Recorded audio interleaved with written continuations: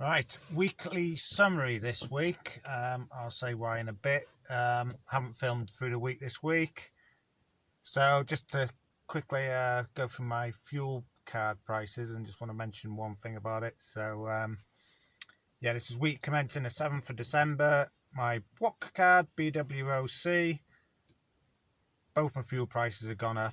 Fuel card, so BWOC was 91.1 pence, obviously without the VAT. UK fuels 94.84. So with the VAT, BWOC was 109.3, and UK fuels Shell card was 103.8, which is a 4.5 pence difference. Yeah, so still a fair bit of difference there. They've both gone up, so I don't know with the BWOC card whether it's just a case of the actual fuel price has gone up, which I think it has, looking at the forecourt price when I drive past them when I'm on the road. Or whether they're just, hopefully they're not doing what a lot of them do and just like drift the price up until you ring them and then they drop it down and keep you always in a battle with them. So hopefully that isn't the case for them.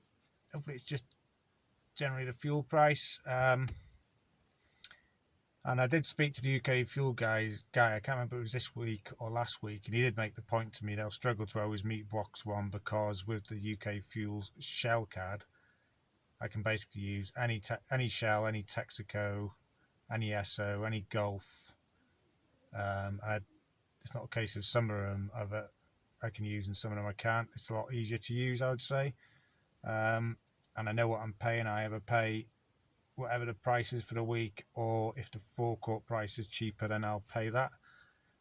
So that is one thing. So maybe there I'm not comparing apples with apples, as they say. It is an easier to use card, so it's going to be slightly more. But when it's 4.5 pence a mile difference, I'm going to search out the cheapest one. It's not too hard to use. The BWOC card, just look on the Key Fuels website. There is an app, but it looks a bit crap from what I've read of the app, so I just look at the website, the site locator. Normally easy enough to do, and I obviously know the ones close to home. There's an Esso a couple of miles down the road, so it's not the end of the world. So the reason I've not filmed all this week is I haven't really been on a run. There hasn't been much interesting to show because I've been doing the multi-drop deliveries again. Because it's paying okay, and this week I said I'd do Monday, Tuesday, and it turned out a lot better. I've been able to turn up to the depot earlier, get my parcels straight away, and then by the time I've put all the postcodes into Road Warrior app, optimized it, marked them up with drop numbers with a permanent marker, then loaded them into the van, which normally takes about an hour and a quarter. Did take me an hour and a half one day, and I seem to have a lot of parcels, but they were closely spaced together. And then I go and get my paperwork, and this week it's been alright. I haven't had to wait for my paperwork. I think I had a 10-minute wait on Friday, but that was it. They didn't keep me waiting until like midday, so I'm out of there like 11, if not before. And then I can get through most of it, well, all of it really, but it's yeah, it's turned out a lot better. So I have ended up doing the full week this week. So I didn't bother filming it when I'm on the run because I normally just stop for 20 minutes to eat my sandwich, have my lunch, and then I'm cracking on. And I've been getting back to the depot, getting there at 9 or 9:15. They won't let us in until 9:15. Any subbies apparently. I've been getting back to the depot about 6:15, or like that's what's handing back my parcels that I couldn't deliver. Ready to go home, so that's not too bad. That's like a 6-hour day, a 9-hour day, which is alright. Whereas if I'm going to be getting back at 8-9 o'clock in the evening, I thought it was pointless doing this because I'm earning less money and I'm not really having my evenings at all. So I'm staying in my own bed, but get no like time in the evening and eating my tea really late and stuff. Just wouldn't have done it if stuck with it if that was the case, if it continued like that. So yeah, the good thing about doing multi-drop, as usual, is you do a lot less miles, and the mileage rate's a lot higher. So I've done 580 miles this week for the 5 days, which is 116 miles a day. That includes getting to the depot, and it's like 18 miles one way, 18 miles back. So that's 36 miles. Return trip to the depot, and over the week, it's worked out, about it's over £1.30 a mile, so that's pretty good. Obviously, you wouldn't earn that in a Luton Curtain side. It's just short wheelbase van. It's pretty good. It's the benefit of it. My worst day was the Friday. I got a shocker round really. And I was like way the other side, sort of Stourport. Bear in mind, I pick up in Tamworth, all the way to Stourport and further west from Stourport towards Cleobury and all this stuff. The drops were all over the show. It was a right mess. I didn't have many to do, but it was just far from the depot and really spread out. That day worked out at 95.2 pence a mile. My best day, I had 2 days delivering around Cannock, how does he say?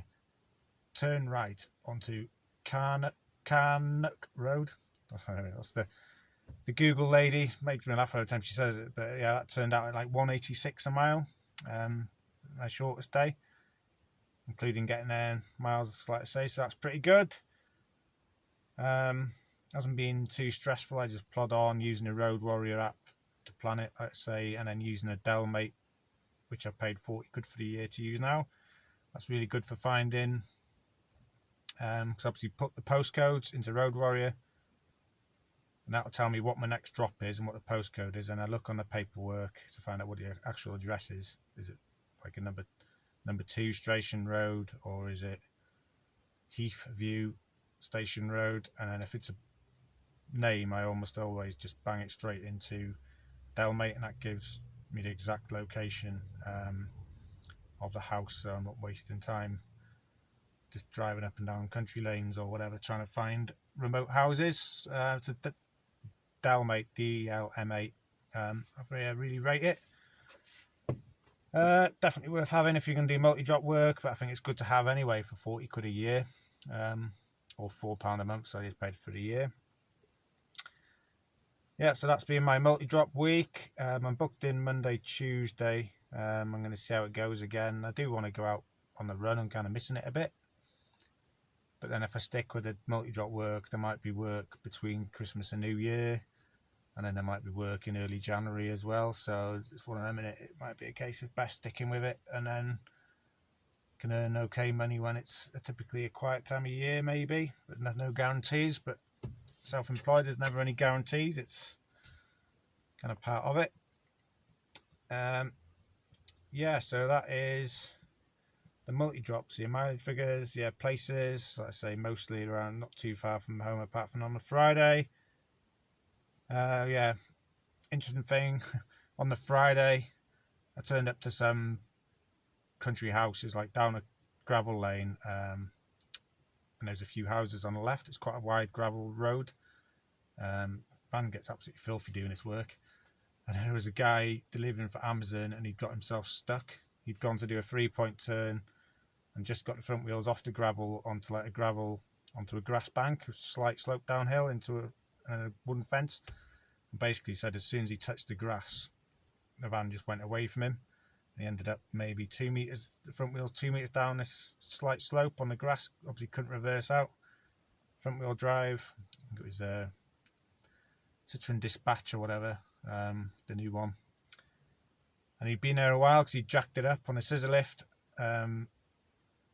scissor jack, and put loads of stuff under the wheels to try and get it to go back. I delivered to a guy right across the way, so I asked him if he had a tow rope, and he said no, but I'll come out and give you a push if there's 2 of us. And then as we were doing that, a guy was jogging past, so he gave us a go as well, gave us a hand as well. So there's 3 of us pushing and a guy in the van, and we got it out. So he was very grateful, this guy. He could have been there for a long time. I'm sure he had plenty of drops to do with Amazon. Yeah, an MPG, so when I'm doing normal, like light haulage, typical CX work, I tend to get 45 plus miles per gallon. If I set the cruise control to like 65 mile an hour on the motorways and stuff, which is what I normally do, unless it happens to be a particularly urgent job, I do sometimes push it a bit harder. So I'm getting like 45 plus miles per gallon doing that. Doing this multi-drop, I'm getting like 37, 38. And working it out, I'm probably take home at 105 to 110 a day, I'd say, doing this. which is okay considering I'm staying at home and that. Not fantastic, but I reckon it's about £20 to £30 less than if I was what I've been averaging going out on the run, doing light haulage and staying out all week, or being willing to stay out all week. That's if I tramp in a van and there's no overnight costs. If I'm obviously staying in hotels like I did the other week, that would eat into that, and then I'm probably not really much better off. And also I find when I'm out tramping, I'm obviously paying for food on the go, paying for like takeouts, Chinese, chippy, McDonald's, that kind of thing, which probably averages about £5 a meal in the evenings. Obviously, cook for myself or like eating at home is a lot cheaper. So I need to factor that in, and same again with sandwiches and stuff. If you make your own packed lunch, it's a lot cheaper than buying a meal deal and all that stuff. So, basically, I'm just as well off, I think, at the moment doing this multi-drop, or maybe slightly not quite so well off. But I do get to keep in my own bed and be at home and watch a bit of TV in the evening and stuff like that, and just relax in a nice warm house. Anyway, so that's what I've done this week. Quick summary. Yeah, so that's the week. I do want to go on to kind of ask a few questions of you guys here now, because second part of this, I've been considering it for a while. So in February, I would have been doing this. I would have had a van for 12 months, end of February. Expecting it to be too quiet January, February. Hopefully pick up again from March. Hopefully this COVID thing, vaccines sort of coming through there by then, and there's a lot less lockdown. Don't really know what's going to happen with this Brexit and deal or no deal, and how's that going to affect transport and trade, and will it affect the CX and how busy it is? Just have to wait and see. But I am considering getting a larger van. So my options I'm considering now, well, this is a question I get asked a lot, is what's the best van, or what's the best van for me, and what would you recommend? And I can't really answer it, because you just have to weigh it all up according to your personal situation. So for me, when I got this, I use this as my personal vehicle. I don't have a separate car or anything. I try to keep my personal mileage down, obviously because I'm putting loads of miles on it anyway. And it's quite handy having the van when I go mountain biking. Not that I've been mountain biking for a while. So you just chuck it in the back and there's loads of room. But for me, I needed 2 seats as well, because when I go back to Wales every other weekend, that's where my 2 sons live, with their mum. We're obviously separated. I need to go and pick them up, take them to my parents and stuff, where we stop. And I need to have 2 seats basically for them to sit in the front. So I needed a 3-seat vehicle. I needed something big enough to keep in the back. So a small van was out the window for that, because obviously wouldn't get 3 in the front. And it's too small to sleep in. This is basically the smallest van I could get away with, smallest general size van. I also considered the Citroen Dispatch and whatever the Peugeot version is. Transit Custom I briefly looked at, but I didn't want, because I use it as my personal vehicle, I didn't want to get a really, really big van, because I thought it might be a bit of a chore to use it for like personal mileage. But in truth, I don't really use it for a great deal of personal mileage, and when I do, it's generally driving between here and Wales. It's quite a long run. So now I'm thinking about getting a bigger van. So my options are long wheelbase van or Luton van. That's the way I'm looking at it. So the long wheelbase van, I'm interested to know what people think is a long wheelbase van, because obviously the CX has certain guidelines for the van sizes, but not all vans fit neatly into that. So I'm thinking like a Renault Master or Peugeot or Citroen Relay Boxer type thing, or maybe the Fiat version. And the vans I'm looking at for them, so the long wheelbase front wheel drive Master or the Nissan NV400, which is the same van, is like 3.7 meters load length, whereas a long wheelbase CX description is up to 4 meters, and then it's 4 meters plus. So would a Renault Master or a Fiat Ducato L3, not the L4, be classed as a long wheelbase or not? And also, what kind of rates are people getting? Interested to know from people who are actually working on it the last few months what they're getting for that size van. Do they have any issues quoting for that size van and turn up and they find it's a 4 meter length of pipe or something that's not going to fit? Interested to know. I could still use that as my personal vehicle. It's a bit large, but I could get away with it, I think, for a few years. The other option is to get a Luton. If I was going to go Luton, I would go either half curtain, so curtain one side, like wooden board the other side, or curtain both sides. I think you kind of need a tail lift to be completely flexible. But if I got a Luton, I wouldn't be able to use it for personal usage. You know, I wouldn't want to pop to the shops, so I'll go and pick up the boys, my sons, in the Luton. It'd just be a bit too much, really. So I wouldn't want to park that on a street either, because I just live on terraced houses, Victorian terrace houses. Park it on the street. If it's curtain, people could slash it. And I've also heard easy to drain the tank on them. You know, just the tank's just there, it's plastic. People just come along at night, drill a hole in your plastic tank, let it all drain out, and then your tank's fucked and your diesel's been robbed. And I've also heard about it's really easy to get to the exhaust systems on these, the cats, and rob them because they've got quite a lot of precious metals in the catalytic converters, and they tend to go missing. But you know, so I'd have to pay for it to keep it somewhere. I don't know how much that would cost. If anyone's got any experience with this, plenty of places around where people keep motorhomes and caravans. I'm sure you could pay them so much a week or a month just to keep it there. So I haven't actually rang anywhere, but if anyone's got any ideas of that, that'd be nice. And what rates would a Luton half curtain or curtain actually get? Loading miles at the moment. So I've heard standard Luton's 120 normal times, Luton curtain side 130. Maybe it's a bit less than that now because it's obviously a bit quieter with the COVID thing. Going back to long wheelbase, I'd heard it's kind of like 95 pence to a pound.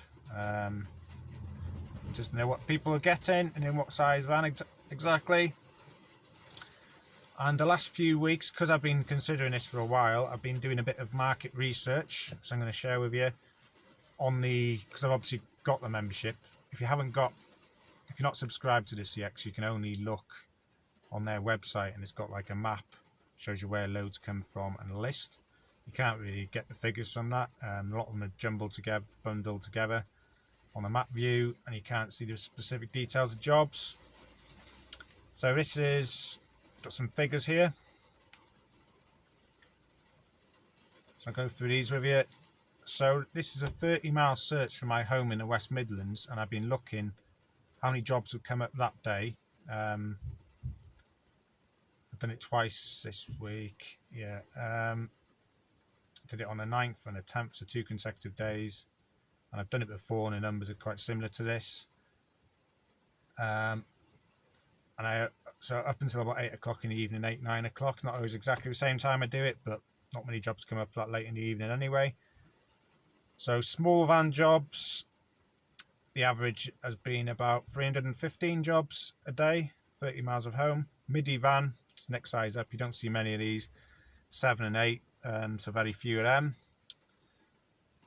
Short wheelbase, I had 78 one day and 118 the other, so that's what, about 100 on average. Medium wheelbase, 62 and 60, so just over 60 a day. Long wheelbase, big step up here, 200 and 226, so call it 210 a day. Long wheelbase plus, so this is like your Transit Jumbos and your really long wheelbase Sprinters, 97 and 85, so call it about 90 a day average over the 2 days. And then Luton, so this is all Lutons, including, because on a Luton one, this tends to be a lot more specific about what they want. Do they want a box? Do they want a curtain? Do they want tail lift? So I've been looking through that as well.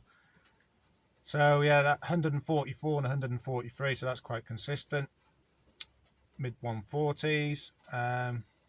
So that kind of gives me an idea of what's coming up jobs wise, because if I'm in Luton, I could probably do long wheelbase plus jobs, some of them, and some long wheelbase jobs, but not the really heavy ones.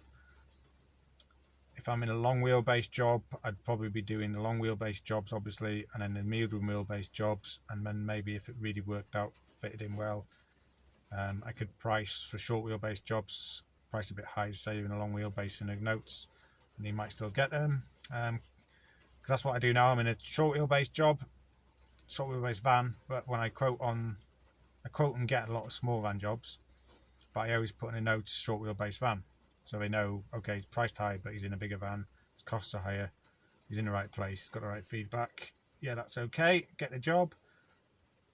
So I think if you're in a bigger van and you're quoting for, always put it in notes. I think that's quite important. And also probably more an issue if you're in like the bigger vans. If they need a smaller van, or there's only access for a smaller van, they know they're not to give it you because you're too big or whatever. Yeah, so from that, it's quite interesting. There's plenty of work for long wheelbase jobs and Lutons, I think. Probably not quite as many jobs as between, or probably on a par between short wheelbase plus small van jobs.